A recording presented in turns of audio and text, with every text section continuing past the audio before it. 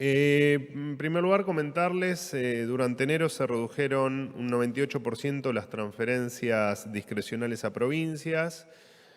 Esto lo aclaramos porque estamos transparentando un sistema que funcionaba solo en favor de la propia política. Los recursos que corresponden a cada jurisdicción, hubo algún trascendido inexacto, se están enviando a través de las transferencias automáticas, tal como ocurrió siempre.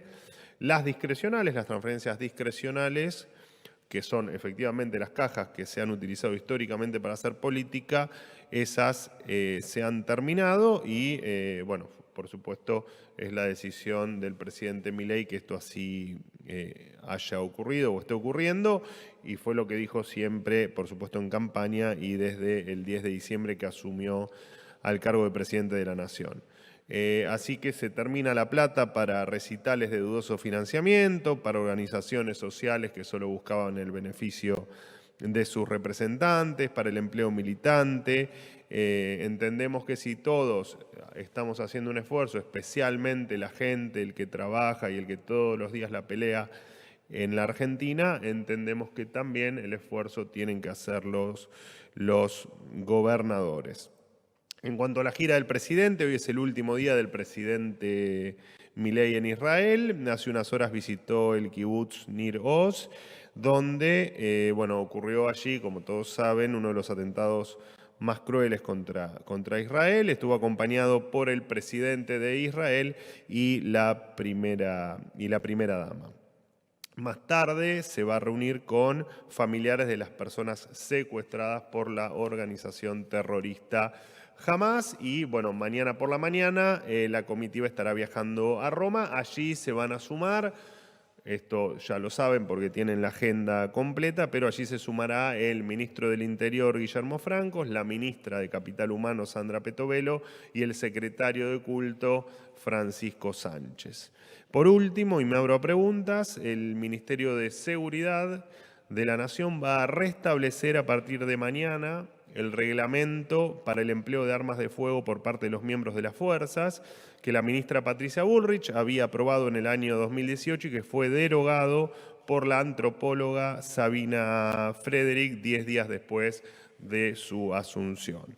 Este protocolo, por supuesto, que es una buena noticia para hombres y mujeres de nuestra fuerza, y desde ya entendemos que es una mala noticia para los delincuentes que van a tener que pensar más de una vez qué es lo que quieren hacer antes de salir a cometer un delito o poner en riesgo o terminar con la vida de un argentino. Así que esta tarde, 15 horas, la ministra Bullrich va a contar en conferencia de prensa todos los detalles referidos a este punto. Ahora sí, soy todo oídos para las preguntas que tengan para hacerme. Muchas gracias. Buen día, Pablo Gagliano de Radio Continental. Yo lo quiero consultar con respecto a la disminución de los subsidios para las empresas de colectivos y también la reducción del Fondo Compensador del Interior.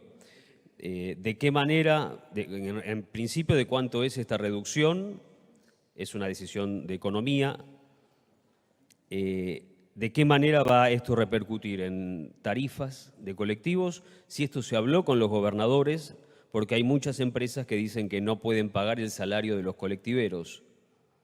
Estas dos cosas, ¿cómo afecta en tarifas y qué va a pasar con los salarios? Si las empresas pueden o no hacerse cargo del pago de salarios. En principio, vamos por supuesto que todo está en línea por supuesto que lleva tiempo y lo hemos dicho desde un principio, la reducción de los diferentes subsidios probablemente lleve varios años terminar con ellos.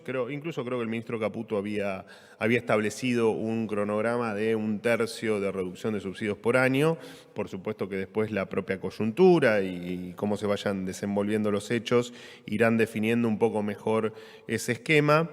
De todas maneras, a lo que te referís, esto guarda relación con o esta decisión guarda relación con el pacto fiscal que los gobernadores provinciales y el gobierno nacional firmaron entre 2017 y 2018, donde se comprometían a eliminar progresivamente los subsidios diferenciales en materia de transporte para el área metropolitana, como así también establecía que las provincias definirían las diferentes compensaciones que cada empresa de transporte público iba a necesitar. Así que, en principio, el objetivo de todo esto es la equidad a lo largo y a lo ancho del país y dejar de beneficiar a algunos en detrimento, por supuesto, de beneficiar a otros sin demasiada razón para hacerlo, ¿no? Ya que todos los argentinos somos iguales. En tal caso, lo que vamos a tratar de hacer siempre en este cambio de esquema y en estas modificaciones que, al paso que nos permite los procesos, la burocracia y la coyuntura, hacer que efectivamente le llegue el subsidio a quien lo necesita. Bueno, por supuesto que va a repercutir en tarifas, en tanto y en cuanto, te repito, quien necesite. La lógica de todo esto, más allá del impacto en tarifas, es que el que necesite viajar lo pueda hacer, sea porque pueda pagar la tarifa o sea porque efectivamente en esta segmentación que se haga de acuerdo a la capacidad de cada ciudadano que use el transporte público, reciba el subsidio correspondiente. Así que tratamos de que el nuevo esquema sea no solo justo, sino que además permita que todos puedan usar el transporte público. Buen día, vocero. Julián Alves, del Cronista. ¿Cómo andas? ¿Bien? Todo bien. Me alegro. En la jornada de ayer, el presidente compartió una publicación en la cual decía, y cito, al respecto del titular del ANSES, Osvaldo Giordano, deberían echarlo inmediatamente por traidor. Quería saber si el presidente está evaluando pedirle la renuncia, si está al menos eso entre los planes, y también si está evaluando al respecto de otros funcionarios del Gobierno Nacional que han venido otras gestiones provinciales a las cuales el presidente acusó a esos gobernadores justamente de traidores, ¿no? Como puede ser el secretario de Transporte Franco Mogueta, como puede ser el presidente del Banco Nación Daniel Tilard, o puede ser, por ejemplo, Flavia Rollón de la Secretaría de Minería, que corresponde más que no un pacto con respecto al gobernador de Salta. Así que esa pregunta, y si se prevé algún cambio en el gabinete. Expando la pregunta en ese sentido. Gracias. Bueno, ayer me hicieron una pregunta similar. Las decisiones de gabinete no responden a cuestiones estrictamente políticas. Por lo tanto, nosotros o el presidente, cada una de las funciones o de las personas o de los cargos o de los responsables de las áreas las evalúa en función precisamente de cuestiones de gestión o de cuestiones de idoneidad y no de cuestiones estrictamente políticas. Y en tal caso, si algún episodio ocurre con respecto a alguna renuncia, será precisamente por estas cuestiones y no por una cuestión política. Así que no, la respuesta es no. El presidente no evalúa hoy la renuncia de Giordano. Hola Manuel, buen día. Hola. Eduardo Menegazzi, Infobae. Perdón, Sí. no evalúa la renuncia de Giordano como no evalúa ninguna renuncia por cuestiones políticas, ¿no? Que quede claro, me preguntaste por Giordano, te pregunté por Giordano, pero me nombraste otro montón de gente y aplica la misma respuesta, ¿no? Siempre priorizamos la idoneidad, la gestión y el que efectivamente sea gente funcional al proyecto que queremos de país. Hola Manuel. Hola. Ayer la CGT emitió un comunicado o difundió un comunicado en redes sociales donde explicitó que pedirá un aumento al menos del 85% en el Consejo del Salario Mínimo Vital y Móvil. Si bien las negociaciones entre empresarios y sindicalistas, el gobierno cumple un papel ahí de mediador y quería saber qué posición adoptarán si se produce este pedido, ¿no? Bueno, eso todavía no tenemos, obviamente que estamos al tanto de lo que circuló en relación al comunicado y al 85%. Bueno, será parte de la negociación. La verdad es que no tenemos nada para agregar con respecto a eso. Así que cuando tengamos una definición se las transmitiré, pero me parece que en tal caso, el Ministerio de Capital Humano, la Secretaría de Trabajo, te podrá dar alguna precisión adicional, pero me parece que esa precisión no va a estar hasta que la conversación no avance. Buen día, Manuel Hernán ¿Cómo Mundo, andás? de Radio Nacional. El presidente ordenó el retiro del proyecto de la ley ómnibus, de la ley bases. En lo inmediato, ¿puede esperarse que el gobierno decida poner pausa al envío de otros proyectos al Congreso, interpretándose así que es reducir de alguna manera a una expresión mínima el funcionamiento del Parlamento? Y por otro lado, quería preguntarte si en función también del Congreso ya hay alguna decisión tomada respecto del 1 de marzo, sesiones ordinarias en donde el presidente se hace presente, un formato parecido al de el día de su jura, del inicio de gestión, con un mensaje de espaldas al Congreso en escalinatas. ¿Eso está ya definido?